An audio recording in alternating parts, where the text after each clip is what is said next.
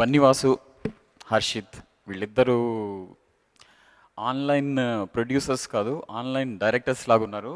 మన రవికుమార్ గారు చెప్పినట్లు వాళ్ళిద్దరూ ప్రతి సీను, ప్రతి డైలాగ్ వెనకాల, ప్రతి సీన్ వెనకాల, అంటే ప్రతి చోట నేను కష్టపడడం, ఫస్ట్ టైం ప్రొడ్యూసర్ ఇంత కష్టపడడం చూసాను నేను. రియల్లీ ఆ స్పిరిట్ యాక్టర్స్ కూడా చాలా ఇన్స్పైర్ చేసింది, నేను అప్రిషియేట్ చేస్తున్నాను. అట్లాగే మన డైరెక్టర్ గారు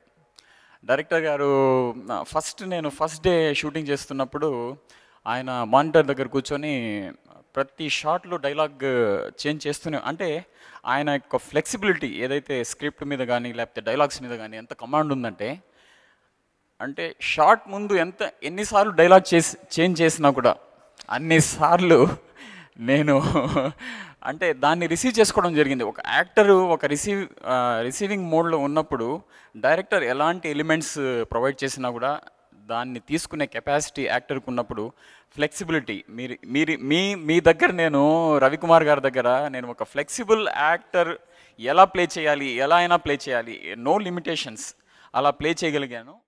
మొదటిగా ముందు మా మదర్కి ఒకటి చెప్పాలి. అమ్మా, నేను మీ అన్నయ్య పరువు నిలబెట్టాను.